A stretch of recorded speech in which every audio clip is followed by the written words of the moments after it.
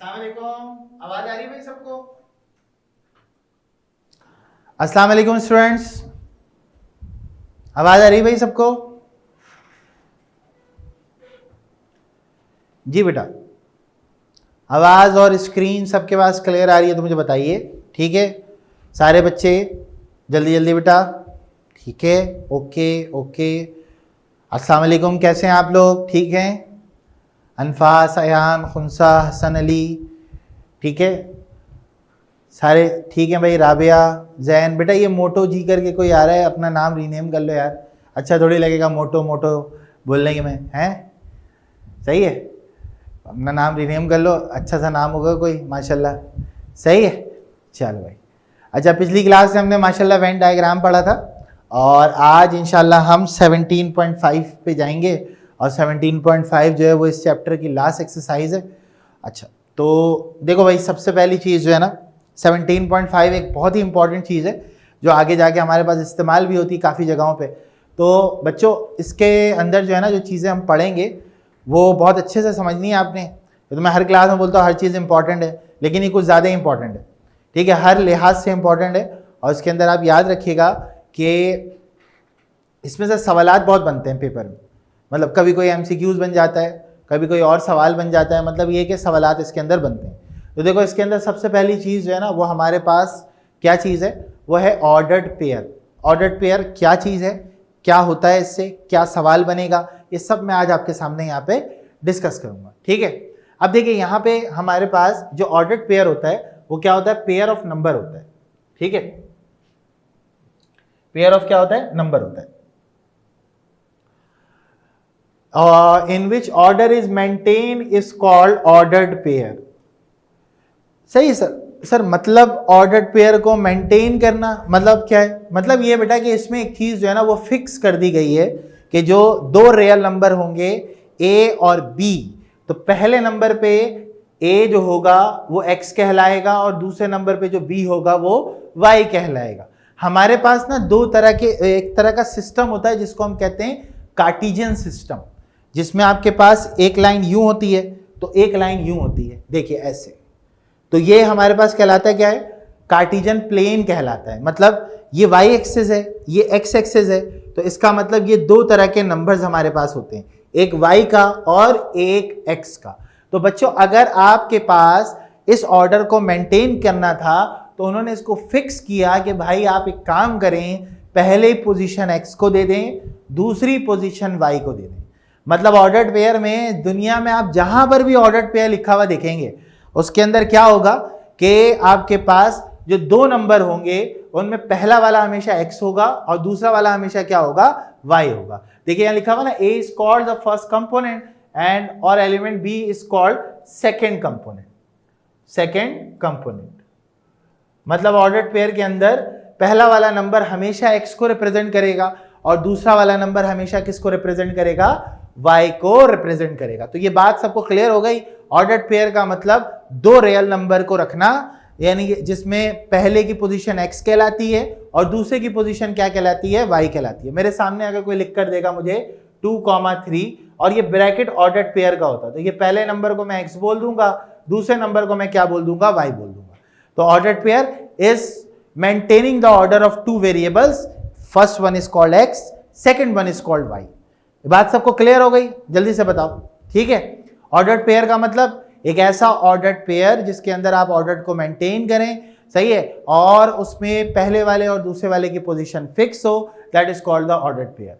पहले नंबर को हमेशा आप x कहेंगे, दूसरे नंबर को हमेशा y कहेंगे। यस एग्जैक्टली, ग्राफ में भी ऐसा ही होता है, हमने इसको पढ़ा है लेकिन जाहिर सी बात है दोबारा रिकॉल हम कर रहे हैं यहाँ पर। ठीक है, चलो बेटा इसका स्क्रीनशॉट ले लो। दूसरा, आपके पास हमारे जो छाजाओं का चैनल है उसके ऊपर ये सारे लेक्चर्स अपलोड होना शुरू हो गए। किसी का कुछ मिस हुआ हो, किसी ने कुछ ना पढ़ा हो, तो वो वहां से जाके पढ़ सकता है। इंशाल्लाह वहां से आप जाके पढ़ेंगे तो जो प्रीवियस लेक्चर है वो आपका रिकॉल भी हो जाएगा और कभी आपको जरूरत पड़े तो वहां से जाके आप देखकर उसको समझ भी सकते हैं। ठीक है, चलो अगला है आपके पास इक्वालिटी ऑफ ऑर्डर्ड पेयर। देखिए आपके पास दो ऑर्डर्ड पेयर हैं, बीच में इक्वल टू का निशान है। तो अगर आपको बोला जा रहा है कि ये दो ऑर्डर्ड पेयर बराबर हैं तो सर कराना क्या चाह रहे हैं ये? बेटा जब दो ऑर्डर्ड पेयर बराबर होंगे ना तो आप वैल्यू निकाल सकते हैं। मतलब फर्स्ट वाला जो कंपोनेंट है वो फर्स्ट वाले के बराबर होगा और जो सेकंड वाला कंपोनेंट है वो सेकंड वाले के बराबर होगा। मेरी बात सबको समझ में आ रही है कि जब दो ऑर्डर्ड पेयर की आपके पास बात होगी तो ये याद रखिएगा कि फर्स्ट वाला कंपोनेंट फर्स्ट वाले के बराबर होगा, सेकंड वाला कंपोनेंट सेकंड वाले के बराबर होगा।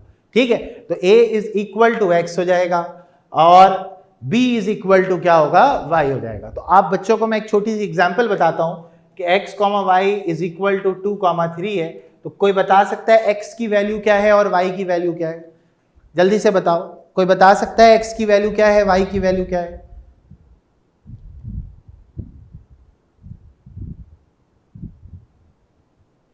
जी very good, Hasan Ali, Khunsa, Barira, very good बेटा। ठीक है, यानी कि x बराबर 2 है, y बराबर 3 है, x is equal to 2 and then y is equal to 3।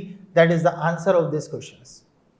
ठीक है, तो ये बहुत ही आसान है ऑर्डर्ड पेयर के अंदर आपको वैल्यूज निकालना और इनको समझना कि भाई किस तरीके से ये मेंटेन होंगे।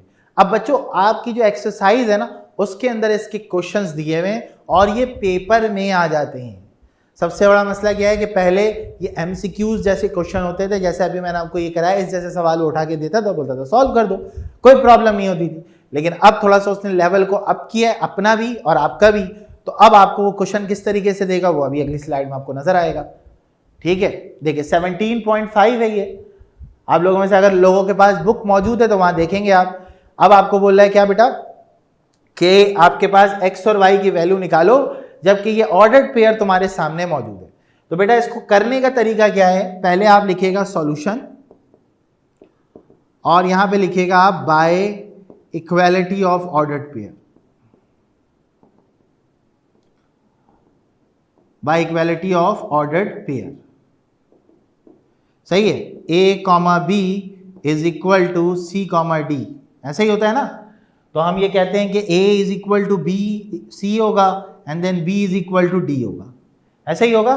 तो मुझे बताओ यहाँ पे पहला कंपोनेंट ये हो गया तुम्हारा, यहाँ पे पहला कंपोनेंट क्या हो गया, 11 हो गया। तो यहाँ पे इसका मतलब क्या हुआ कि x - 5 जो है वो किसके बराबर हो गया बेटा, 11 के बराबर हो गया।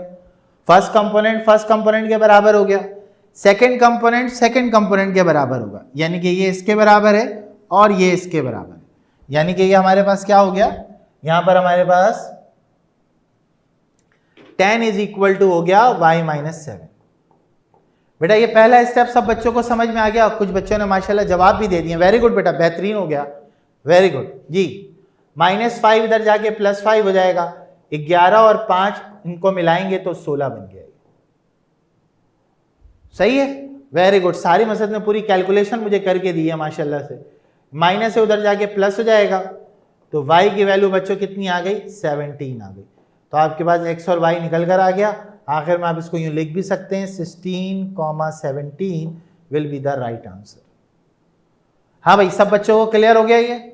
जल्दी से बताओ, शाबाश सारे। बरीरा, अयान, अब्दुल मुईद आपकी पहली क्लास है बेटा आज, साथ निजामी भी आ गए माशाल्लाह। जी भाई ठीक है, चलो। नवाज अली, आज कौन बच्चा है जिसकी पहली क्लास है बेटा? पहले से पढ़ रहे हो माशाल्लाह, सही है, ठीक है। कोई फर्स्ट क्लास है जिसकी, किसी की? ये सारे हमारे पास माशाल्लाह पुराने हैं, ठीक है। चलो, ओ अयान की पहली क्लास। अयान बेटा आपका स्कूल कौन सा है? कराची से हैं आप?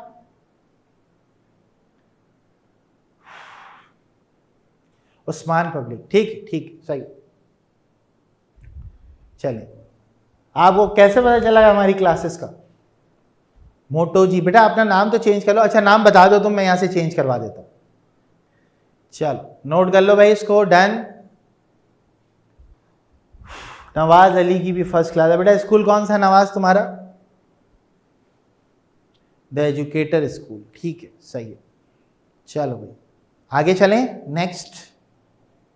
चलो भाई अगला सवाल है, ये थोड़ा सा मतलब इन शॉर्ट मुश्किल है और इसमें मतलब आपने करना क्या है, देखो भाई यहाँ पे भी आप लिखोगे by the equality of ordered pair. यहाँ पे लिखने के बाद आप उसको बताओगे बहुत तरीके से, बहुत मासूमाना अंदाज में कि देखें सर, जब दो ऑर्डर्ड पेयर बराबर होते हैं a, b equal to c, d, तो हम कहते हैं a is equal to b and C is equal to D। ऐसे ही होता है बच्चों।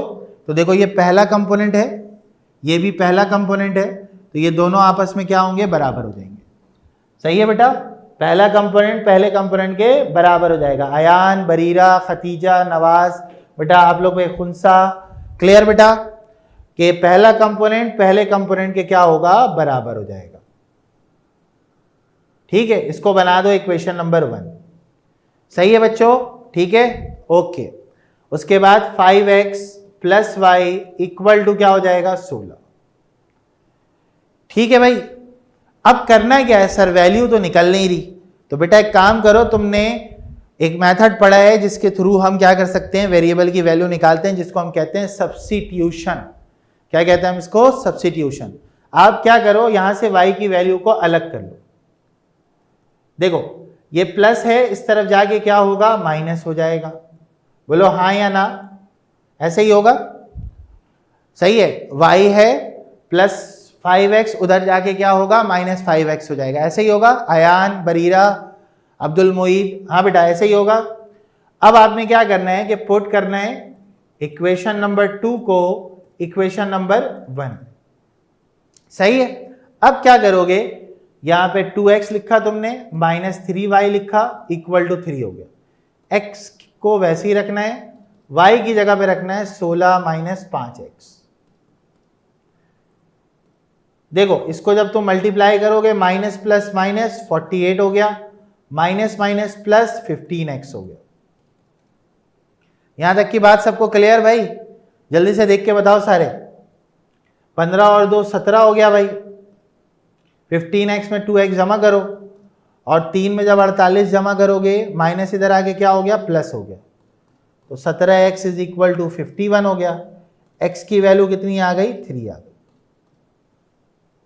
हाँ भाई, यहां तक सबको क्लियर? जल्दी से, जितने लोग बैठे हैं सबको बात समझ में आ गई? x की वैल्यू 3 आ गई है। हाँ भाई, जो आज पहली क्लास है अयान की, सही है, हाँ बिल्कुल ठीक है, ठीक है, ठीक है, सही है बेटा। अगर किया तो बहुत अच्छी बात है। इसको आप कहाँ पुट कराओगे, पुट इन 2 में पुट करा दो। जैसे ही आप 2 में पुट कराओगे, 16 माइनस 5 इंटू 3, तो बेटा y इज इक्वल टू 16, 5 3 ज़ा 15, 15, तो y की वैल्यू 1 आ गई।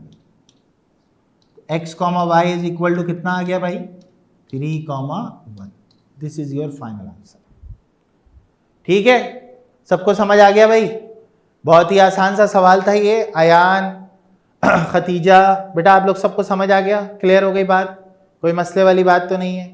अब ये सवाल पेपर में आपके पास 5 नंबर का भी आ सकता है।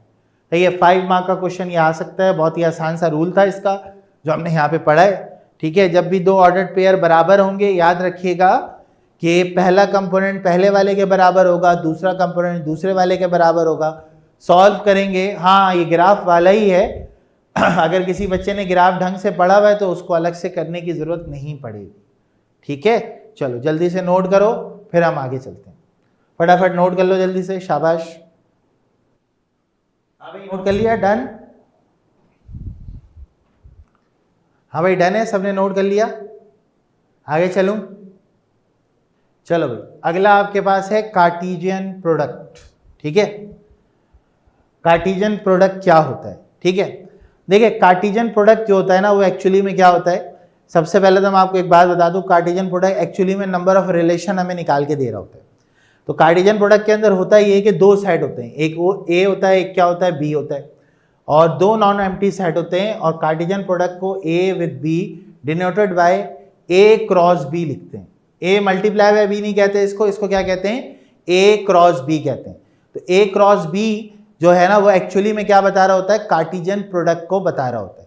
अब कार्टेशियन प्रोडक्ट के अंदर होता है क्या है कि सारे ऑर्डर्ड पेयर होते हैं, मतलब वो एक्स वाई वाला मामला होता है, जिसके अंदर ए पहले सेट से बिलोंग करेगा, पहला कंपोनेंट पहले से बिलोंग करेगा, दूसरा कंपोनेंट दूसरे से बिलोंग करेगा। तो जब आप ए क्रॉस बी को लिखते हैं तो आप कहते हैं ए बिलोंग्स टू ए होगा और बी बिलोंग्स टू क्या होगा, बी होगा। मतलब बहुत सिंपल है कि अगर मैंने ए लिया ए कॉमा बी और जो बी लिया वो 1,2, तो इसका कार्टेशियन प्रोडक्ट कैसे लिखा जाएगा, A cross B equal to A comma 1 हो जाएगा, ए कॉमा 2 हो जाएगा, बी कॉमा 1 हो जाएगा और बी कॉमा 2 हो जाएगा। तो ये हमारे पास कहलाता है ए क्रॉस बी। ए क्रॉस बी के अंदर जितने भी कंपोनेंट होंगे उन सब के अंदर क्या होगा, ए क्रॉस बी के अंदर पहला कंपोनेंट हमेशा पहले सेट से बिलोंग करेगा और दूसरा कंपोनेंट हमेशा दूसरे सेट से बिलोंग करेगा। ये बात सबको क्लियर कि कार्टेशियन प्रोडक्ट के अंदर आपके पास दो सेट होते हैं और उन दो सेट के अंदर दो मतलब वैल्यूज होती हैं। पहली जो वैल्यूज होगी तमाम ऑर्डर्ड पेयर में वो किससे बिलोंग करेगी, फर्स्ट सेट से बिलोंग करेगी, और जो दूसरी वैल्यू होगी वो दूसरे सेट से बिलोंग करेगी। बात क्लियर है, सही है। तो ये हमारे पास क्या कहलाता है, ये हमारे पास कहलाता है कार्टेशियन प्रोडक्ट। अब मेरा एक सवाल होता है बच्चों से कि देखो बेटा तुम्हारे पास ए के अंदर कितने एलिमेंट है, बच्चा कहता है 2, बी के अंदर कितने एलिमेंट है, कहता है 2, तो बेटा ऑर्डर्ड पेयर कितने बने, 1 2 3 4। तो सर इसका कोई फॉर्मूला है क्या? हाँ बेटा फॉर्मूला है, 2 और 2 को जब तुम मल्टीप्लाई करोगे ना तो आंसर आएगा 4। तुम्हें यहां से पता चल जाता है कितने ऑर्डर्ड पेयर बनने वाले हैं।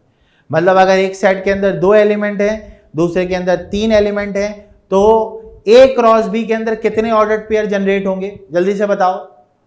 ए क्रॉस बी के अंदर कितने ऑर्डर्ड पेयर जनरेट होंगे?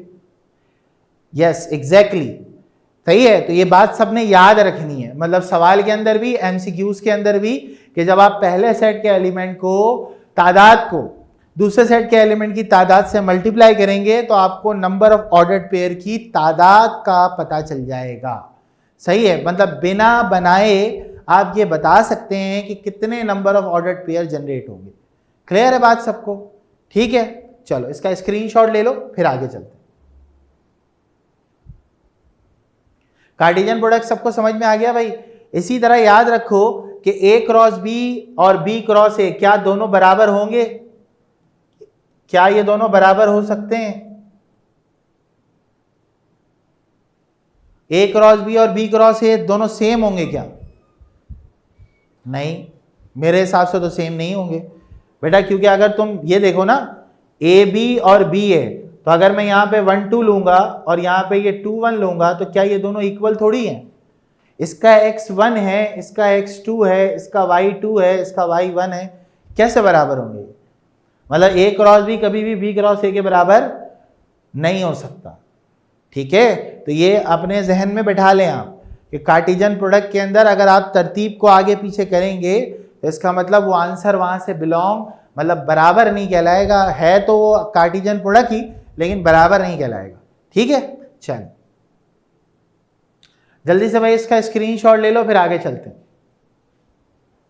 सबने नोट कर लिया भाई? जल्दी से बताओ, आगे चलें।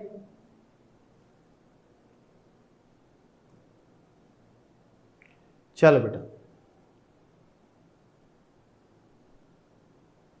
चलो भाई एक सवाल आपके सामने आ गया। 17.5 का क्वेश्चन नंबर 2 है मेरे हिसाब से। ये बुक में जो क्वेश्चंस हैं वो मैं बता देता हूं आपको। क्वेश्चन हमारे पास बुक में मौजूद है।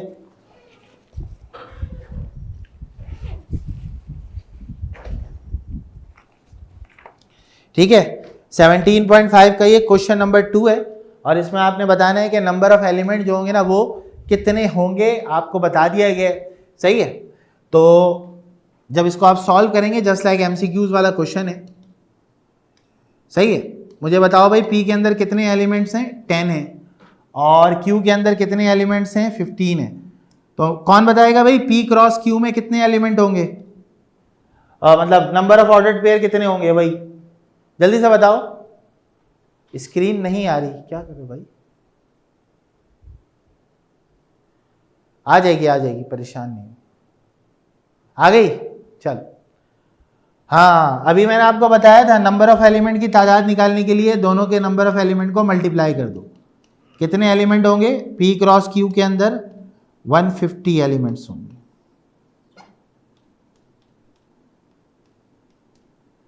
सही है, चलो भाई अगला बताओ बेटा। अगला अब बोल रहा है क्यू क्रॉस पी में कितने एलिमेंट होंगे? कौन बताएगा भाई क्यू क्रॉस पी में कितने एलिमेंट होंगे?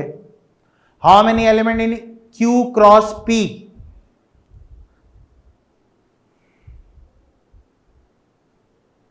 हाँ सेम होंगे सर, Q के अंदर अगर 15 है और P के अंदर अगर 10 है तो नंबर ऑफ एलिमेंट बन गए 150। हाँ भाई, P क्रॉस P में कितने एलिमेंट होंगे, कौन बताएगा? P क्रॉस P में कितने एलिमेंट होंगे? शाबाश, P के अंदर भी 10 है, दोबारा P के अंदर भी 10 है, तो 10 इंटू 10 कितना हो गया? 100 एलिमेंट्स हो गए। सही है भाई, ये बात सबको समझ में आ गई, सबके पल्ले पड़ गई? किसी को कोई मसला है इसमें तो बता दो भाई। ठीक है, क्लियर है, कोई मसले वाली बात यहां तक? किताब का क्वेश्चन नंबर 2 है भाई, ये किताब का क्वेश्चन नंबर 2 है। सबके पास बुक मौजूद है? सबके पास बुक मौजूद है? सही है।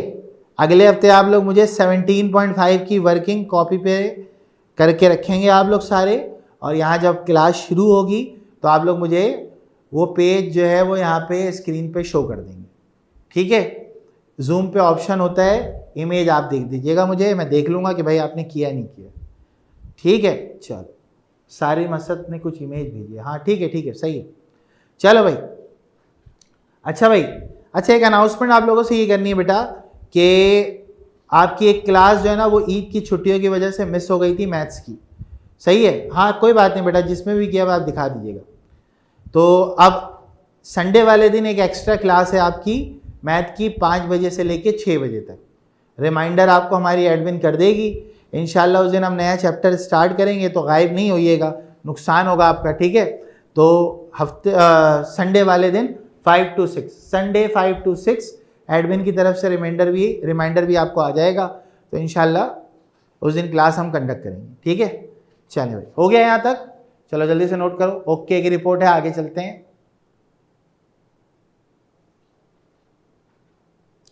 चलो भाई, बहुत ही आसान सा सवाल है। ठीक है, चलो भाई जल्दी से तुम लोग करके बताओ भाई, पहले वाले का जवाब निकाल के बताओ, A क्रॉस B का जवाब निकालो और मुझे बताओ क्या आंसर आ रहा है। अच्छा भाई, इसमें नंबर ऑफ एलिमेंट नहीं बताने हैं, नंबर ऑफ एलिमेंट नहीं बताने हैं इसमें पूरा लिख कर दिखाना है आपने। सही है, मतलब कैसे लिख कर दिखाना है मैं बता देता हूँ आपको। देखिए, A क्रॉस B जो आपको निकालना है ना वो इस तरह निकालना है। A क्रॉस B का मतलब क्या होगा आपके पास? देखो, A के अंदर 1 2 है और B के अंदर 2 3 है, तो क्या हो जाएगा? 1 2 1 3 2 2 और 2 3, ये आपका आ गया A क्रॉस B। सही है, सब बच्चों को समझ आ गया? ठीक है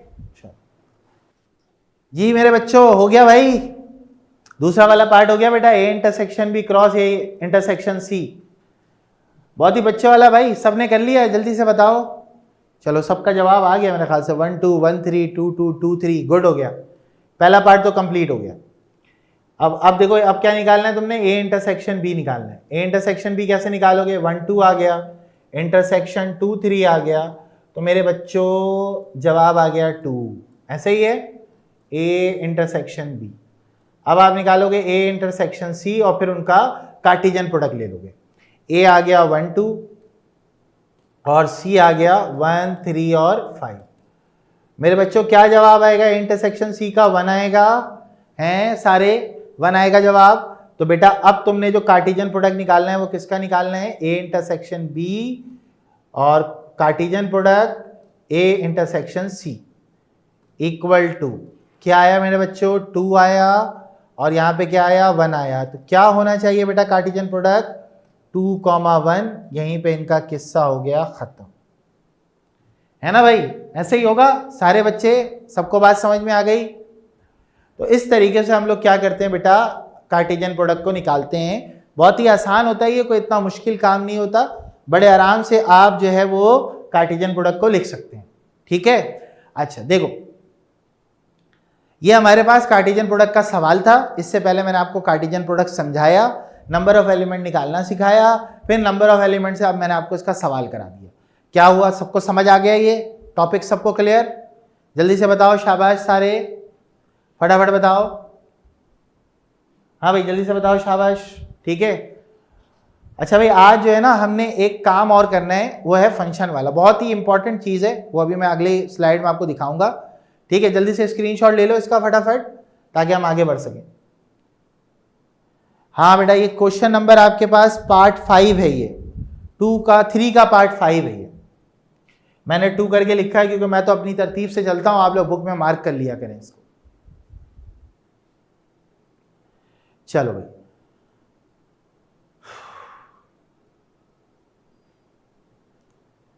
अच्छा भाई, अगला आपके पास है बाइनरी रिलेशन। क्या है बेटा? Binary relation. बाइनरी का मतलब पता है? कंप्यूटर वाले बच्चे हैं यहां पर।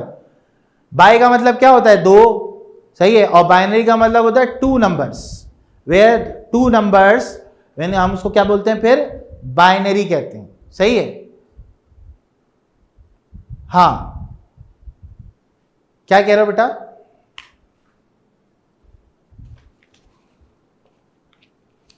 अच्छा, मैं एक बात यहां पे बता दूं, एक मिनट सारे बेटा, मैं बता देता हूं। बिल्कुल आप सही कह रहे हैं। मैंने जो बुक वाला सवाल आप देखो वो B इंटरसेक्शन C है, ये मेरा A इंटरसेक्शन C है, ठीक है सारे।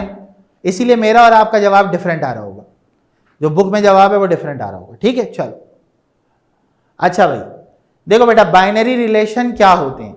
देखो सबसे पहले जो है ना, हम ये समझते हैं कि बाइनरी का मतलब क्या होता है। बाइनरी का मतलब होता है 2, बाई का मतलब 2, और बाइनरी रिलेशन का मतलब ऐसा ऑर्डर्ड पेयर जिसके अंदर आपने क्या करना है कि जो पॉसिबल रिलेशन बने हुए होंगे उनको आपने एक जगह पे लिख लेना है। वो तमाम के तमाम क्या कहलाते हैं? बाइनरी रिलेशन कहलाते हैं। अब ये बात आपको कब क्लियर होगी? ये बात उस वक्त आपको क्लियर होगी जब आप फंक्शन पे जाओगे कि सर रिलेशन और फंक्शन में फर्क क्या होता है। देखो, जो रिलेशन होते हैं ना, जितने भी पॉसिबल सबसेट बनते हैं A क्रॉस B के, वो सब के सब रिलेशन होते हैं, सही है। लेकिन उनमें से अगर कुछ मखसूस तादाद को किसी रूल के तहत अलग किया जाता है ना, तो फिर वो फंक्शन में चला जाता है। मतलब देखो यहां क्या लिखा हुआ है, if A and B are any two non-empty set, then any subset R of the Cartesian product A cross B is called binary relation from A to B. A to B का मतलब A से B में जितने भी तुम ordered pair लिखोगे ना, वो सारे के सारे क्या कहलाएंगे? वो कहलाएंगे आपके पास रिलेशन। अब उन रिलेशन में आपकी मर्जी है, किसी रिलेशन में आप 2 ऑर्डर्ड पेयर दिखा दो, किसी में 3 दिखा दो, किसी में 4 दिखा दो, आपकी मर्जी है। उसको हम लोग क्या कहते हैं? रिलेशन कहते हैं। अब वो बोले सारे दिखा दो, तो आप सारे दिखा दो भाई। मतलब जरूरी नहीं है कि आप इसके अंदर अपनी मर्जी से, आपकी मर्जी चलती है इसके अंदर माशाल्लाह, कि भाई आप जो है ना किसी भी 2 ऑर्डर्ड पेयर को लिख दें तो वो रिलेशन बन जाएगा, ठीक है। चलो, ये बात रिलेशन वाली बात सबको समझ में आ गई कि आप कार्टेशियन प्रोडक्ट लिखते वक्त जितने भी सबसेट लिखोगे वो सारे के सारे क्या होंगे? वो सारे के सारे होंगे बाइनरी रिलेशन वाले, जो कि किससे बन रहा होगा? A से B में बन रहा होगा। क्लियर? सबको बात समझ में आ गई? बाइनरी क्यों कह रही है बताओ? बाइनरी क्यों कहते हैं इसको? Why word means binary? Binary क्यों कहते हैं? 2 नंबर, 2 सेट का इस्तेमाल किया जाता है इसके अंदर, सही है। 2 सेट्स का इस्तेमाल किया जाता है। देखो, एक सेट A है तुम्हारा और एक सेट तुम्हारा क्या है? B है। तो अगर 2 सेट का इस्तेमाल किया जा रहा है तो इसीलिए हम इसको कहते हैं कि बाइनरी है, ठीक है। चलो नेक्स्ट देखते हैं।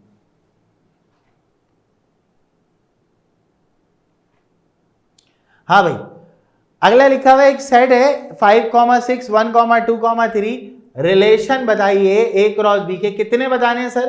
3 रिलेशन बताने हैं सर। अच्छा, अब मैं देखिए, मैं आपको सवाल पहले करके दिखाता हूं कैसे होगा ये। देखिए, अगर मैं A क्रॉस B की बात करूं तो A क्रॉस B मेरा क्या हो जाएगा? A क्रॉस B होगा मेरा 5,1, फिर मेरा होगा 5,2, फिर मेरा होगा 5,3। उसके बाद क्या होगा? 6,1, 6,2 और 6,3। अब आपने कहना है भाई, ये आपने बना लिया A क्रॉस B। अब इसके जितने सबसेट बन रहे हैं वो सारे क्या हैं? रिलेशन है ना? कितने रिलेशन दिखाने हैं सर? 3 दिखाने हैं। तो अब एक काम करो, R1 लिख लो, 5,2 और 5,3। सर 5,1 नहीं ले सकते बेटा? ले सकते हैं, कोई मसला नहीं है। अब आप लिख दो रिलेशन नंबर 2, क्या हो जाएगा वो? 6,1 ले लो, 6,2 ले लो और 6,3 ले लो। ये रिलेशन नंबर 2 हो गया, सही है। रिलेशन 3 दिखाना है, रिलेशन 3 दिखा देते हैं, सही है। अब क्या ले लो? 5,2 ले लो और 6,3 ले लो। ये रिलेशन नंबर 3 हो गया। बात बनी? सबको समझ में आई? मतलब आप इनमें से किसी 2 को दिखा दो, किसी 3 को दिखा दो, किसी 4 को दिखा दो, रिलेशन अलग अलग करके बना दो। बच्चों वाला काम है यार ये, ठीक है। बात सबको क्लियर हो गई भाई? इस तरीके से हम क्या करते हैं, इसके अंदर रिलेशंस को फाइंड आउट करते हैं। तो रिलेशंस अगर आपको दिखाने हैं तो इसका मतलब ये है कि रिलेशन जो है वो बेसिकली क्या होंगे, आपने कार्टेशियन प्रोडक्ट के सारे ऑर्डर्ड पेयर को लिखना है और रिलेशन में उन सबको तोड़ तोड़ के दिखा देना है। किसी में 2 लिख दिए, किसी में 3 लिख दिए, किसी में 4 लिख दिए। तो ये हमारे पास क्या कहलाता है, ये हमारे पास कहलाता है रिलेशन। ठीक है भाई, ओके की रिपोर्ट है, आगे चल सकते हैं। डन हो गया। अब रिलेशंस जब भी आपको निकालने होंगे तो आप इसी तरीके से निकाल लीजिएगा। ठीक है, चलो भाई नेक्स्ट आगे चलते हैं और कोई क्वेश्चन इसके अंदर देखते हैं हम। हाँ भाई, अब आपके पास एक सवाल लिखा हुआ है, write the following binary relation in A cross B in tabular form where A is equal to and B is equal to such that A belongs to A, B belongs to B। ऐसा relation लिखो जिसमें A comma B हो लेकिन B 5 से क्या हो बेटा, छोटा हो। 5 से क्या हो, छोटा हो। बेटा 4 ही तो बताया, 4 का एक पार्ट बताया ना बरीरा, सही है। 4 के अंदर सारे रिलेशन लिखने हैं तुमने, जितने हैं ना सारे लिख दो, जितने हैं सारे लिख दो। ये तुम्हारे पास क्या आ जाएगा, इसके बाइनरी रिलेशन की तमाम वैल्यूज लिख दो। ये तुम्हारे पास क्या कहलाएगा, बाइनरी रिलेशन कहला जाएगा। सही है बरीरा, ये बहुत सारे बनेंगे, मतलब तकरीबन 16 रिलेशन इसके अंदर तुमने बना के दिखाने हैं। ठीक है, चलो। अच्छा, इस तरीके के सवालात बहुत ही कम आते हैं भाई, ये मैं पहले आपको क्लियर कर दूं। ठीक है, ये इतने मतलब होते नहीं है। इस तरीके के लॉजिकल सवाल वो आपसे पूछता है, जो अभी लिखा हुआ अच्छा भी लग रहा है और बहुत मजेदार क्वेश्चन भी है ये। ठीक है, सॉल्व करते हैं इसको। पहला सवाल देखिएगा। हाँ भाई देखो, सबसे पहले तो ना आपने A क्रॉस B निकालना है। क्या निकालना है, A क्रॉस B निकालना है। पहले A क्रॉस B निकालो। A क्रॉस B क्या होगा बेटा, क्या क्या होंगे, पहले 0 2 होगा, फिर क्या होगा बेटा 0 4 होगा, फिर क्या होगा 0 6 होगा, फिर 0 8 होगा। पहला ये बन गया। ठीक है, उसके बाद अगला निकालो 1 2 1 4 1 6 1 8, 1 2 1 4 1 6 1 8, ऐसा ही है। उसके बाद क्या होगा, 2 से लिखोगे, 1 से हो गया, 0 से हो गया, 2 से लिख दो, 2 2 हो जाएगा, 2 4 हो जाएगा, 2 6 हो जाएगा और 2 8 हो जाएगा। इसी तरह 3 से लिख लो, 3 2 हो जाएगा, 3 4 हो जाएगा, 3 6 हो जाएगा और 3 8 हो जाएगा। सही है मेरे बच्चों, सबको मेरी बात समझ में आ गई, यहां तक लिख लिया। अब तुम्हें कह रहा है वो B 5 से छोटा हो उन रिलेशन को लिखो जिसमें B कौन सा वाला कंपोनेंट होता है, पहला वाला दूसरा वाला। B कौन सा वाला कंपोनेंट होता है, कौन बताएगा, पहला वाला दूसरा वाला, दूसरा पहला, फर्स्ट और सेकंड वाला। तो तुम्हें यह ख्याल रखना है जो B वाला नंबर होगा वो 5 से छोटा होना चाहिए। है भाई, कौन कौन से होंगे, जल्दी जल्दी लिख के दिखाओ तुम लोग, मुझे यहां पे लिख के दिखाओ। B जो है वो क्या होना चाहिए, 5 से छोटा होना चाहिए। जल्दी जल्दी लिख के दिखाओ, शाबाश।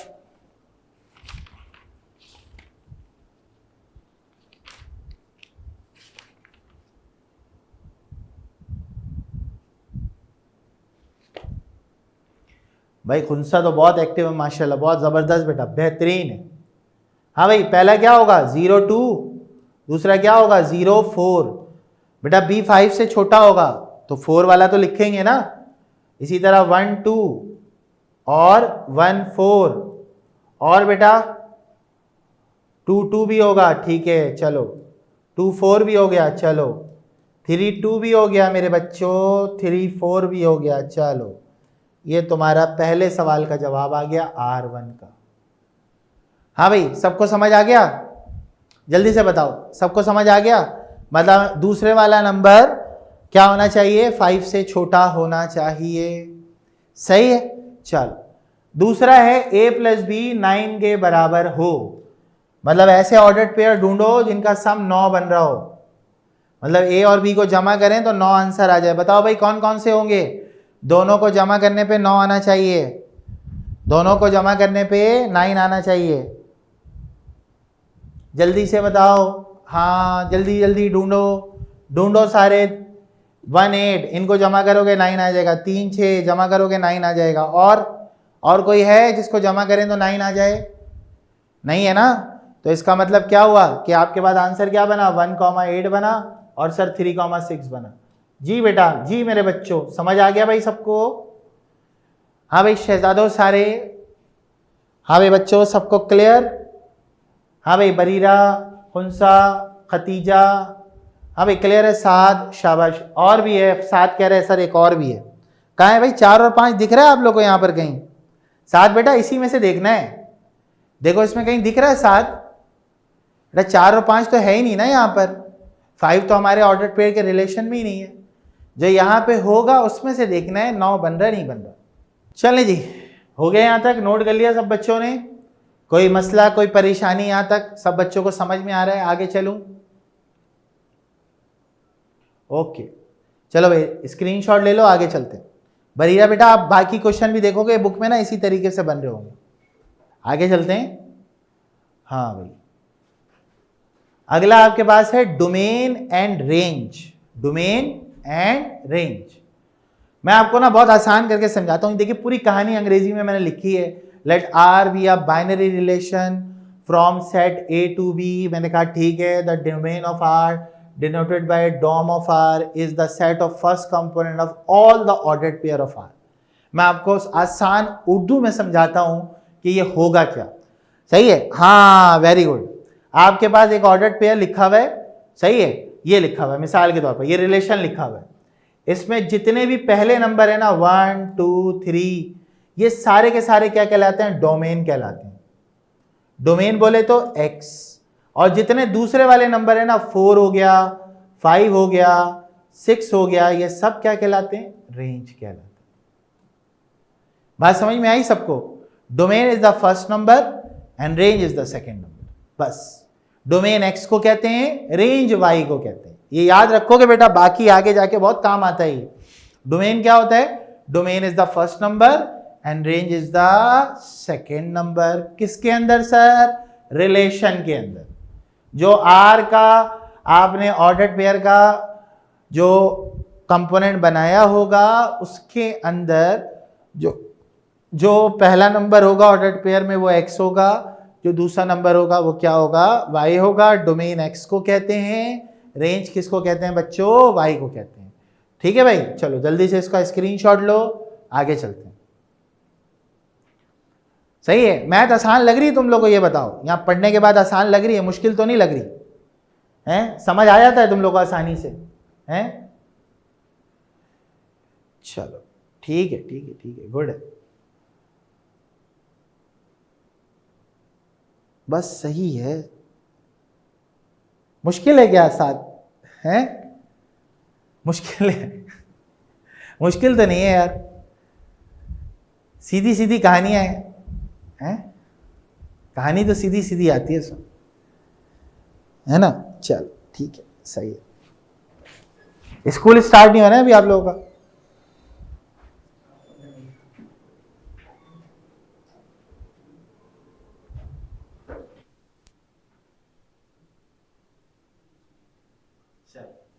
नेक्स्ट देखो, ठीक है?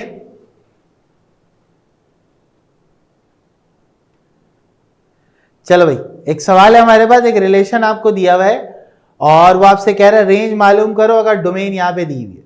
अच्छा ये इसको अगर वो डोमेन बोल रहा है तो ये किसकी वैल्यू होगी भाई? एक्स की होगी, वाई की होगी? हसन अली डोमेन जो है ना वो एक्स की वैल्यू होती है। ऑर्डर्ड पेयर में जो पहला नंबर होता है वो एक्स होता है, जो दूसरा नंबर होता है वो क्या होता है? वाई होता है। ठीक है? चलो भाई ये किसकी वैल्यू होगी भाई? एक्स की वैल्यू होगी। तो यहाँ पे x जितने दिए हुए ना वो यहाँ पे पुट करोगे आप। y इज इक्वल टू कितना दिया हुआ है? 2x plus 5। x की पहली वैल्यू पुट करो, 2 पुट करोगे, माइनस 2 पुट करोगे तो माइनस का 4 और प्लस का 5, कितनी वैल्यू आ गई y की? 1 आ गई। तो ये रेंज की पहली वैल्यू आ गई 1। इसी तरह -1 पुट करो, 2 -1 प्लस 5, वैल्यू कितनी आ गई? 3 आ गई। सही है भाई? इसी तरीके से आपने यहाँ पे 0 पुट किया, 2 इंटू 0 प्लस का 5, तो वैल्यू आ गई 5। तो रेंज के अंदर पहला क्या हो गया आपके पास? 1, दूसरा क्या हो गया? 3, तीसरा क्या हो गया? 5। चलो भाई बाकी निकालो, देखो क्या आंसर आ रहा है, जल्दी जल्दी बाकी की 2 वैल्यूज पुट करो, 1 पुट करो, 2 पुट करो, ताकि ये सेट कंप्लीट हो जाए तुम्हारे पास। ठीक है भाई? चलो बाकी लोगों ने कर ली है। क्या आंसर आ रहा है बेटा? 7 और 9 आ रहा है। ये आपके पास आ गई रेंज। अगले वाले में बोल रहा है डोमेन बताइए, मतलब एक्स बताइए, जबकि रेंज आपकी ये दी हुई है। तो अब आप क्या करेंगे, पहले आप ये करेंगे कि आप यहां से जो इक्वेशन आपको दी हुई है ना, इसमें से एक्स को अलग कर लेंगे। कैसे अलग होगा ये इधर गया, इक्वल टू 2x, एक्स की वैल्यू आ गई y माइनस 5/2। अब यहां पे जितने y दिए हुए ना उनको बारी बारी रख लेंगे, ये तो y हैं सारे, ठीक है ना। पहला y रखो, कितना है भाई 11, 11 माइनस 5 डिवाइड बाई 2, तो 6 हो गया, 6 में से 2 डिवाइड करोगे 3 आ गया। सही है बच्चों। दूसरा क्या होगा, 13 रखोगे, 13 माइनस 5 डिवाइड बाई 2, 8 हो गया, 8 को 2 से डिवाइड करेंगे तो वैल्यू आ गई 4। तो डोमेन के लिए क्या होगा, पहला 3 हो गया, दूसरा 4 हो गया, एंड सो ऑन। बाकी के ये 2 नंबर्स आप रख के निकाल लीजिएगा। सही है भाई, सब बच्चों को ये वाला सवाल क्लियर हो गया, जल्दी से बताओ।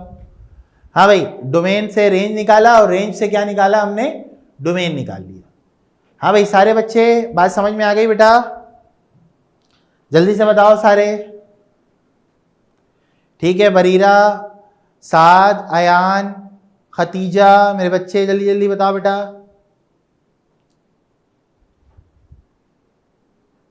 सही है, ओके ओके ओके, ठीक है भाई। चलो स्क्रीनशॉट ले लो, आगे चलते हैं। फिर 2 रिपीट कर दे। अच्छा, 2 वाले में ना बेटा आपको रेंज दी गई है, मतलब y की वैल्यू दी गई है, आपको निकालना है क्या, x निकालना है खतीजा। ठीक है बेटा, पहले आप क्या करोगे, इक्वेशन आपको दी गई है, इसमें से आप x को अलग कर लो। कैसे अलग करोगे बेटा, देखो +5 है, उस तरफ जाके -5 हो जाएगा, इधर 2x बच गया। x को अलग करने के लिए 2 को डिवाइड में भेज दो, ये 2 डिवाइड में आ गया। अब आपने क्या करना है, ये जो नंबर्स दिए हुए ना, ये y की जगह रखोगे जैसे मैंने रखे हैं, तो तुम्हारे पास डोमेन निकल कर आ जाएगी। ठीक है खतीजा, नज़ीर, बात क्लियर हो गई, आगे चलें। चल, स्क्रीनशॉट ले लिया भाई सब बच्चों ने। हाँ भाई डन। हाँ भाई, कौन बताएगा इसके अंदर डोमेन, को डोमेन और रेंज। डोमेन बता सकते हो भाई, इसकी डोमेन क्या होगी। हाँ भाई, जल्दी जल्दी बताओ सारे, फटाफट फटाफट बताओ, डोमेन क्या होगी इसकी। कर लोगे खुद से ये, जल्दी से बताओ सारे, डोमेन बताओ, डोमेन जल्दी जल्दी। डोमेन क्या है इसकी, what is the domain of this ordered pair F वाले का। हाँ भाई, नहीं नहीं नहीं नहीं, गलत बता रहे हो, गलत बता रहे हो तुम लोग। डोमेन क्या होता है, एक्स होता है, वाई होता है। डोमेन क्या होता है, एक्स होता है, वाई होता है। एक्स होता है ना 7, तो बेटा तुम जवाब क्या दे रहे हो वहां पे, देखो बाकी लोग भी गलत जवाब दे रहे हैं 7 के साथ साथ बेटा। तो एक्स यहाँ पे क्या है, पहला वाला कंपोनेंट है, 1 2 3 4, तो 1 2 3 और 4, ये क्या आ गया बेटा, डोमेन आ गया आपका, ये डोमेन आ गया। सही है। अच्छा भाई, उसके बाद रेंज, को डोमेन पे भी आते हैं हम, रेंज पहले पूछते हैं। व्हाट इज द रेंज बेटा, what is the range, what is the range. हाँ, रेंज दूसरा वाला क्या हो जाएगा, 5 6 7 8। अच्छा, को डोमेन, ये को डोमेन वाली बात मैंने आपको नहीं बताई थी। को डोमेन वो होता है जो कि दूसरे वाले सेट के अंदर लिखा होता है, वो सब को डोमेन होता है। और रेंज क्या होता है, जिसपे वैल्यू मिल जाती है वो रेंज में आ जाता है। जैसे यहाँ पे दूसरा वाला सेट कौन सा है, बी है, और बी की वैल्यू कितने के बराबर है, एन के बराबर है, तो ये आपका कहलाएगा को डोमेन, मतलब को डोमेन इज एन। क्लियर हुआ, ये को डोमेन वाली कहानी क्लियर हुई आपको। को डोमेन वो तमाम वैल्यूज होती हैं जो कि दूसरे सेट के अंदर लिखी होती है। अब उनमें से कुछ आपके पास रेंज में आ जाते हैं, कुछ नहीं आते। तो अगर रेंज में आ रहे हैं तो वो रेंज कहलाते हैं, वाई में आ गए तो वो रेंज कहलाते हैं, और अगर नहीं आए तो वो को डोमेन बन जाते हैं। बात समझ में आ रही है सबको। हाँ भाई, साद, खतीजा, बेटा बात समझ में आ रही है आप लोगों को, को डोमेन का मतलब समझ में आ रहा है, को डोमेन क्या होते हैं। सही है। तो को डोमेन दूसरे वाले सेट की तमाम वैल्यूज को को डोमेन कहते हैं। जो ऑर्डर्ड पेयर में लिखे जाएं या ना लिखे जाएं, वो सब को डोमेन। सही है। जैसे मैं आपको एक एग्जांपल देके समझाता हूं, देखिए ए का एक सेट है, ऐसे बना लेते हैं, थोड़ा सा फंक्शन वाली फीलिंग आ जाएगी इसमें।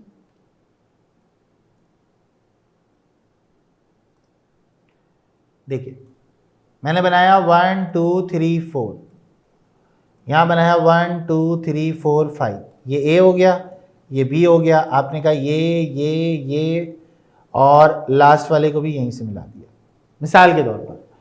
अब देखो तुम्हारा जो कोडोमेन होगा ना वो क्या होगा, 1 2 3 4 5, ये सब क्या है, ये कोडोमेन।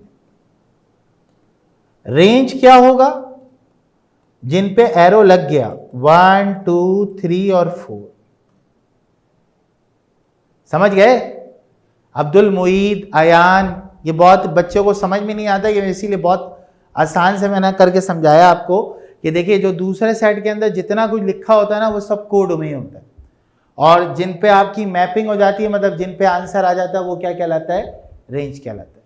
ठीक है बच्चों, क्लियर है, आगे चलें, चलो नोट कर लो इसको। अच्छा, और बोले F2 और F6 की F4 की वैल्यू बता दें।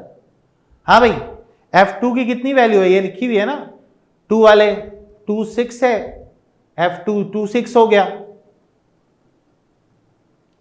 और इसी तरह F4 क्या होगा, F4 क्या होगा, 4,8 हो गया। तो ये तुम्हारा जवाब आ गया।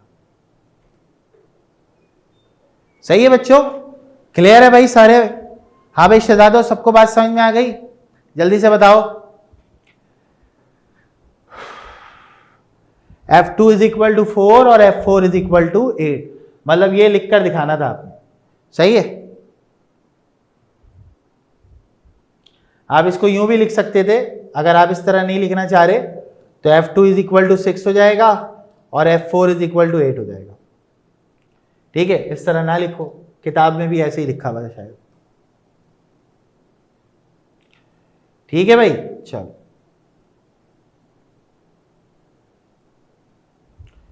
चलो भाई, इस चैप्टर में ना, मतलब इस एक्सरसाइज में आपके पास 3-4 चीजें थी। एक था आपके पास कार्टेशियन प्रोडक्ट पढ़ लिया हमने, बाइनरी रिलेशन पढ़ लिया हमने, रिलेशन पढ़ लिया हमने, कार्टेशियन प्रोडक्ट पढ़ लिया हमने, डोमेन, रेंज और कोडोमेन ये भी हमने यहाँ पे पढ़ लिया। Then last one is function. ठीक है, आखिरी चीज जो है वो यहाँ पर क्या है, फंक्शन। हाँ ठीक है, देखिए फंक्शन है क्या। फंक्शन जो है ना वो मैथमेटिक्स के अंदर एक बहुत ही इंपॉर्टेंट रोल प्ले करता है। जितनी भी चीजें बनी हुई हैं वो सारी फंक्शन के ऊपर बेस कर रही होती है। जैसे कि मैं आपको समझाता हूँ, फॉर एग्जाम्पल फंक्शन के अंदर एक प्रोसेस है। फंक्शन जो है वो एक प्रोसेस का नाम है जिसके अंदर आप इनपुट देते हैं, प्रोसेस होता है और आउटपुट आ जाता है, सही है। जैसे मैं आपको एग्जाम्पल देता हूँ, जैसे आप चाय बनाना चाह रहे हैं, तो चाय बनाने के लिए इनपुट क्या क्या होता है, जल्दी से बताओ। इनपुट क्या क्या होता है, क्या क्या इनपुट डालते हो चाय बनाने के लिए। पानी चाहिए, पत्ती चाहिए, दूध चाहिए, चीनी चाहिए, ये सारे क्या है, हमारे इनपुट है, सही है। प्रोसेस क्या होता है इसका, सर सारी चीजें डालेंगे, डाल के गैस को ऑन करेंगे, हीट देंगे, सही है, वो पकना शुरू होगा, ये प्रोसेसिंग कहलाता है। और जो आउटपुट होगा वो क्या होगा, वो आपको मिलके बनती है चाय। तो इसका मतलब क्या हुआ कि function is a name of process, जिसके अंदर आप इनपुट देंगे, चीजें डालेंगे, प्रोसेसिंग होगी, तो आउटपुट आपको मिलेगा। ये तमाम जो फिनोमिना है 3 हिस्सों में बढ़ गया। First one is called input, सही है, उसके बाद हुई प्रोसेसिंग, उसके बाद क्या हुआ, आउटपुट। इनपुट, इनपुट के बाद एक डब्बा होता है जिसके अंदर क्या हो रहा होता है, प्रोसेस, एंड देन आपको मिलता क्या है, यहां से आउटपुट मिलता है। मेरे बच्चों सबको बात मेरी क्लियर हो गई।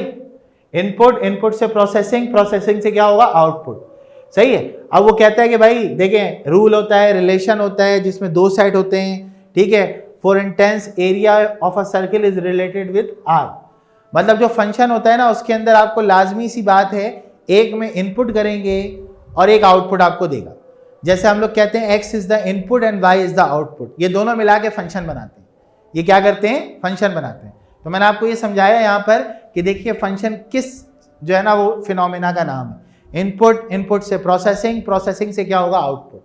तो हर काम जो होता है ना वो आपके पास इसी फिनोमिना के तहत हो रहा होता है। तो जितने भी काम हम करते हैं, सारे के तौर पर कोई बिजनेस स्टार्ट करना है तो उस बिजनेस को स्टार्ट करने के लिए पहले हम उसमें पैसा लगाते हैं, वो इनपुट होता है, फिर सारी वर्किंग की जाती है, वो प्रोसेस होता है, और फिर जब पैसा आना शुरू होता है तो वो आउटपुट होता है, या तो आना शुरू होता है या तो डूब जाता है, तो वो हमारा क्या होता है, आउटपुट होता है। तो यही चीज मैथ्स में भी होती है। अब मैथ्स के अंदर ना कुछ रूल्स हैं जिनको हमें फॉलो करना होता है। क्या फॉलो करना होता है मैं आपको समझाता हूं कि देखिए, सबसे पहले जो है ना हमारे पास फंक्शन क्या होता है, एक बाइनरी रिलेशन होता है जिसमें हर एलिमेंट डोमेन का एक एलिमेंट रेंज के साथ क्या होता है, एसोसिएट होता है। मैं आपको आसान करके इस चीज को समझाता हूं कि देखिए, अगर मेरे पास जो ऑर्डर्ड पेयर लिखा हुआ है A,1 सही है, B,2 और C,3, आप सब बच्चों को ये पता है इसमें एक x होगा, दूसरा y होगा। तो जब भी आपको ऐसा कोई सवाल दिया जाएगा, आप पहली चीज चेक करेंगे कि x रिपीट तो नहीं हो रहा, मतलब एक x से दो y तो नहीं आ रहे। देखिए इस वाले को गौर से देखिए और देखकर मुझे बताइए, क्या यहां पर x की कोई वैल्यू रिपीट हो रही है, x की कोई वैल्यू रिपीट हो रही है, x का कोई नंबर एक से ज्यादा बार आउटपुट लेकर आ रहा है, नहीं आ रहा, तो ये फंक्शन होगा, it is a function. Function के लिए जरूरी होता है कि इनपुट की वैल्यू रिपीट ना हो, इट इज अ फंक्शन। पहली बात तो ये हो गई। दूसरी बात, सेकेंड वन इज कि अगर A,1 है और फिर A,2 है और B,3 है, तो मेरे बच्चों क्या आप बता सकते हो ये फंक्शन होगा या नहीं होगा? हाँ भाई, फंक्शन होगा या नहीं होगा?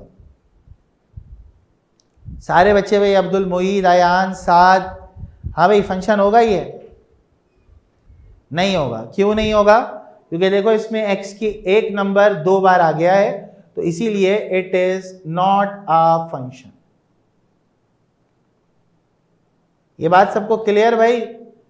कब फंक्शन होगा कब नहीं होगा ये सबको समझ आ गया? अच्छा, अब मैं आपको डायग्राम भी बना के दिखाता हूं एक चीज की। देखो सबसे पहली चीज, यहां लिखा तुमने 1 2 3, यहां तुमने लिखा 1 2 3 4। ये बताओ ये फंक्शन होगा या नहीं होगा? ये जो तीसरी वाली डायग्राम बनाई है, क्या ये फंक्शन होगा या नहीं होगा? चलो, कुछ कह रहे होगा, कुछ कह रहे नहीं होगा। चलो मैं लिख के दिखाता हूं। 1 को 1 के साथ लिखोगे, ये x है, ये y है। 1 को 1 के साथ लिखा, 2 को 2 के साथ लिखा, 3 को 3 के साथ लिखा। बताओ भाई, अब इस ऑर्डर्ड पेयर को देख के बताओ क्या फंक्शन होगा? जी जल्दी से। अब होगा फंक्शन, क्योंकि अब आपको इस डायग्राम का अंदाजा ही नहीं था। आपने कहा हमने तो कुछ और ही पढ़ लिया। ठीक है, तो डायग्राम को आप इस तरह कन्वर्ट कर सकते हो। सही है, बेहतरीन हो गया, समझ आ गया सबको। पहली शर्त क्या है कि x can not be repeated, x की वैल्यू रिपीट नहीं होनी चाहिए। दूसरा रूल भी मैं अभी आपको बताता हूं कि डोमेन खाली नहीं जाना चाहिए। गोली चली है तो निशाना तो लगना चाहिए। सही है, देखो इधर क्या मतलब सर, मैंने कहा देखो 1 है, फिर 2 है, और यहाँ पे 3 ले लिया, यहाँ पे 1, यहाँ पे 4 ले लिया। मुझे ये बताओ 1 का आउटपुट 1 आ गया, 2 का आउटपुट 4 आ गया, लेकिन 3 का कोई आउटपुट आ रहा है क्या? 3 का आउटपुट तो नहीं आ रहा। तो इसका मतलब क्या हुआ? इसका मतलब ये हुआ सर कि आउटपुट खाली नहीं जाना चाहिए, आउटपुट इनपुट खाली नहीं जाना, इसका मतलब ये फंक्शन नहीं होगा। सही है, input value always an output.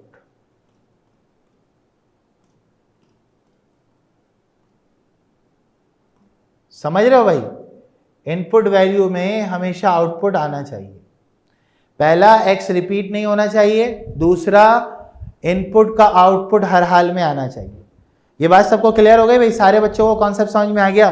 मतलब x से कोई वैल्यू खाली नहीं जानी चाहिए, y में भले से कोई बच जाए चलेगा, लेकिन इनपुट से कुछ खाली नहीं जाना चाहिए, इनपुट का आउटपुट हमेशा मौजूद होना चाहिए।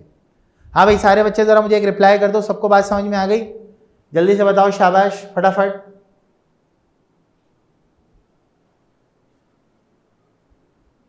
जी बेटा क्लियर है? हाँ भाई, अब्दुल मोहित बेटा समझ आ गया आपको? खतीजा जल्दी से बताओ भाई। ठीक है, चलो चलो भाई, इसका स्क्रीनशॉट ले लो, फिर आगे चलते हैं। इसकी टाइप्स पढ़ेंगे, उसके बाद बस खत्म हो जाएगा, ये कंप्लीट हो जाएगा हमारे पास। हाँ भाई डन, स्क्रीनशॉट ले लिया सबने, पिक्चर ले ली सबने, आगे चलें। चले बेटा, नेक्स्ट देखिएगा, इसकी टाइप है। सवाल तो आप खुद से भी कर लेंगे क्योंकि मैंने अब आपको समझा दिया है। अच्छा, ये यहाँ पे हमने डोमेन, को डोमेन और रेंज को डिफाइन किया हुआ है, जो मैं आपको पहले भी बता चुका हूँ। ठीक है, देखो भाई, सबसे पहली चीज हमारे पास है 1 to 1 फंक्शन। अब फंक्शन के हम टाइप पर आ गए। फंक्शन की टाइप में पहला टास्क हमारा क्या है कि 1 to 1 फंक्शन क्या होता है। तो देखो, जब a से b में किसी फंक्शन को बनाया जाता है तो 1 to 1 उस वक्त होता है जब distinct element of a have distinct image in b। मतलब हर a का एलिमेंट जो होगा हर b के एलिमेंट में अलग अलग होगा। मतलब ये कि भाई -4 का आउटपुट 3 है तो अब -2 का आउटपुट 3 नहीं होना चाहिए। सही है, मतलब दो अलग अलग इनपुट के एक आउटपुट नहीं हो सकता। सारे बच्चों को मेरी बात समझ में आ रही है? तो इस तरह के फंक्शन को हम लोग क्या बोलते हैं हम लोग 1 to 1 फंक्शन कहते हैं। मतलब इधर देख लीजिए जरा, -4 का आउटपुट क्या हुआ, -3 हुआ। ठीक है, उसके बाद -2 का क्या हुआ, -1 हुआ। 0 का क्या हुआ, 1 हुआ। 2 का क्या हुआ, 3 हुआ। 4 का क्या हुआ, 5 हुआ। क्या किसी 2x का एक y आप लोग को नजर आ रहा है? किसी 2x का एक y आप लोग को नजर आ रहा है? 2x, दो अलग अलग x हो लेकिन y उनका एक ही हो। हाँ भाई, साथ बेटा आप बताएंगे 2x का एक y नजर आ रहा है यहां पर आप लोगों को? नहीं है ना? है या नहीं है? देखो यहां पे सारे x में y अलग अलग है सबका। ठीक है, तो ये आपके पास कौन सा वाला फंक्शन कहलाएगा, 1 to 1 कहलाएगा। अब बच्चों देखिए, एक एग्जांपल और मैं तुम्हें दिखाता हूं। अगर मैं यहां पे लिख दूं 2,4 और यहां पे लिख दूं 2,2, अब बताओ क्या ये 1 to 1 होगा? नहीं, ये तो फंक्शन ही नहीं होगा ना, क्योंकि 2 रिपीट कर गया। चलो इसको थोड़ा चेंज करता हूं। हाँ भाई, इन दोनों ऑर्डर्ड पेयर को देख के बताओ 1 to 1 होगा ये? जल्दी से बताओ, क्या ये 1 to 1 फंक्शन होगा? नहीं होगा। क्यों नहीं होगा? क्योंकि देखो, दो अलग अलग x हैं लेकिन दोनों का y क्या है, सेम है। तो दो अलग अलग x के अगर एक y आ रहा हो ना, तो इसका मतलब वो फंक्शन नहीं कहलाता। सबको मेरी बात समझ में आई? 1 to 1 कब होता है? जब हर डिस्टिंक्ट एलिमेंट का एक यूनिक इमेज बन रहा हो। मतलब हर x का एक अलग y हो, मतलब कोई 2x का एक y नहीं हो सकता। इसको मैं ऐसा बोलता हूं कि भाई जो आपके पास दो लोग हैं और उनको एक ही चीज पसंद आ रही है, ऐसा नहीं होना चाहिए। सही है, बात समझ में आ रही है? दो लोगों की सेम पसंद इसमें नहीं चलेगी।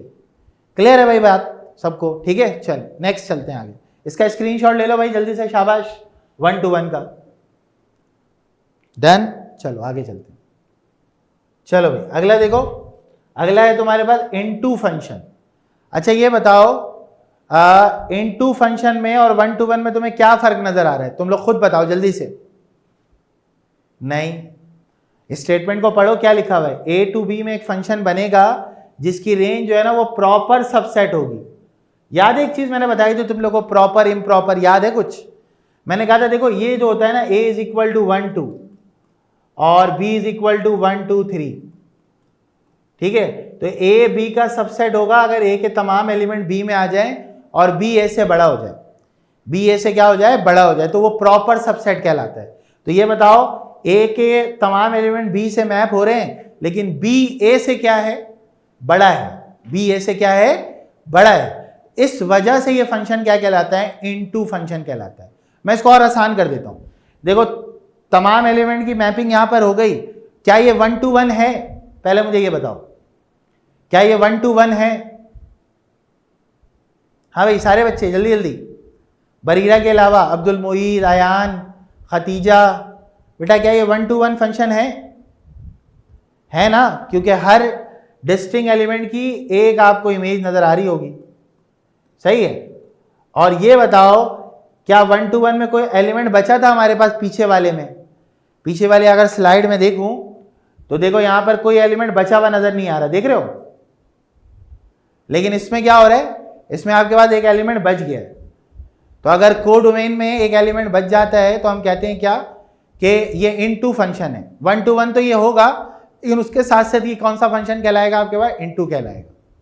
क्लियर है भाई सबको? यहां तक बात सबको समझ में आ गई? तो ये हमारे पास कहलाता है इनटू फंक्शन। इसमें क्वेश्चन में भी, बुक में भी कुछ आंसर्स में मिस्टेक है, देख के लगाइएगा उसको।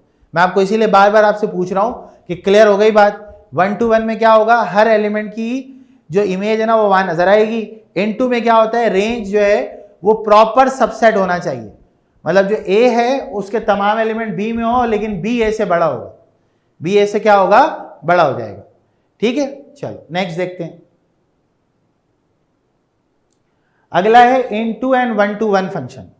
सही है, इनटू एंड 1 to 1, मतलब जो इनटू भी होगा और जो 1 to 1 भी होगा, जो अभी मैंने आपको बता दिया। देखिए इनटू का मतलब क्या है, एक एलिमेंट बच गया, लेकिन 1 to 1 तो है ये, तो इसीलिए इसको इनटू भी बोलेंगे, और क्या बोलेंगे बेटा, 1 to 1 भी बोलेंगे। सही है भाई, चलो जल्दी से इसका भी स्क्रीनशॉट ले लो, आगे चलेंगे फिर। सबको क्लियर हो रहा है भाई, फंक्शन में वाली कहानी सबको समझ में आ रही है भाई? अब्दुल मुईद, अयान, बरीरा, खतीजा, क्लियर है बेटा आप लोगों को? सही है, चलो आगे चलते हैं। नेक्स्ट देखो, ऑन टू फंक्शन। हाँ भाई, ऑन टू फंक्शन में क्या होता है भाई, ऑन टू फंक्शन में दो अलग अलग एलिमेंट की एक आउटपुट आ जाता है। सही है, देखो यहां पे बी और सी, इधर देखो मेरा बेटा देखो, ए कॉमा बी हो गया, बी कॉमा क्यू हो गया, मेरा बेटा सी कॉमा क्यू हो गया। देख रहे हो इसके अंदर वाई रिपीट हो रहा है, तो अगर वाई रिपीट कर जाए, दो अलग अलग इनपुट के एक आउटपुट आ जाए, तो कौन सा फंक्शन होगा बेटा, ऑन टू फंक्शन होगा। सही है, two input has one output, मतलब दो लोग एक ही चीज को पसंद कर रहे हैं, that is the function is called onto function. Clear बेटा, सब में डिफरेंस समझ में आ रहा है? 1 to 1 में क्या होगा, रिपीटेशन का कोई चांस नहीं है। इन टू में क्या होगा, कोडोमेन में एक नंबर बच जा रहा है। ऑन टू में क्या होगा, दो इनपुट का एक आउटपुट आ जाएगा। क्लियर, यहां तक बात सबको समझ में आ गई? स्क्रीनशॉट ले लो जल्दी से इसका। डन है, आगे चलें, स्क्रीनशॉट ले लो जल्दी से। अच्छा देखो, जो 1 to 1 होता है उसको इंजेक्टिव कहते हैं। 1 to 1 को क्या कहते हैं, इंजेक्टिव।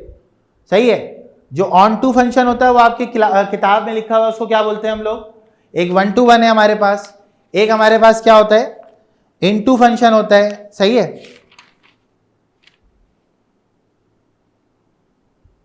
सही है, इनटू फंक्शन और 1 to 1 को हम लोग इंजेक्टिव कह देते हैं। सही है, ऑन टू फंक्शन को हम लोग क्या कहते हैं, सरजेक्टिव कहते हैं, और जो 1 to 1 और ऑन टू दोनों उसको हम लोग क्या कहते हैं, बाइजेक्टिव कह देते हैं। ठीक है, अब आपके पास अगली जो कहानी है, 1 to 1 कॉरेस्पॉन्डेंस और 1 to 1 फंक्शन।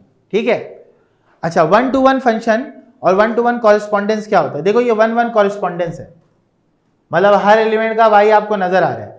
अब यहां पे देखो एक एलिमेंट बच गया ना, लेकिन है ये 1 to 1, लेकिन 1-1 कॉरेस्पॉन्डेंस नहीं होगा इसमें, क्योंकि 1-1 कॉरेस्पॉन्डेंस में क्या होना चाहिए कि जितने एलिमेंट है ना कोडोमेन में, उन सब की मैपिंग नजर आनी चाहिए, लेकिन इसमें ये मैपिंग नजर नहीं आ रही, इसलिए 1-1 कॉरेस्पॉन्डेंस नहीं होगा। ठीक है, तो ये हमारे पास कहलाता है कौन सा, 1-1 correspondence and 1 to 1 function. Bijective क्या होता है, दोबारा से जरा मेरी बात को रिकॉल कर लीजिएगा। बाइजेक्टिव का मतलब होता है कि आपके पास अगर दो सेट लिखे हैं, तो उनके तमाम एलिमेंट की जो इमेज है वो क्या होनी चाहिए, वो पूरी बननी चाहिए, और डबल जो मैपिंग है ना, कोई रेंज में कोई एलिमेंट बचना नहीं चाहिए। तो उस फंक्शन को हम लोग क्या बोल देते हैं, बाइजेक्टिव कह देते हैं। आपकी किताब के अंदर बहुत सारी एग्जांपल्स भी दी हुई हैं, उनको भी देख के आपको समझ में आ जाएगा कि बाइजेक्टिव फंक्शन क्या होता है। ठीक है, यहां तक की बात सबको क्लियर हो गई, सबको बात समझ में आ गई? जल्दी से बताओ। 1 to 1, इनटू, सही है, ऑन टू, ठीक है, एंड देन इंजेक्टिव, सरजेक्टिव और बाइजेक्टिव फंक्शन। यहां तक क्लियर भाई? जल्दी से बताओ।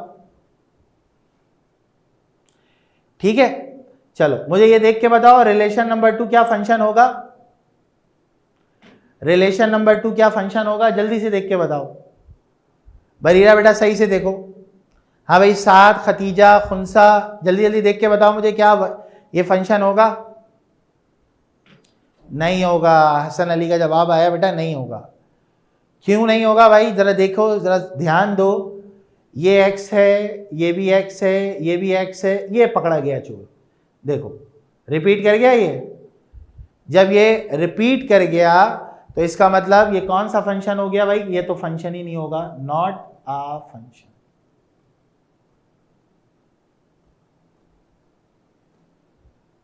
सही है भाई?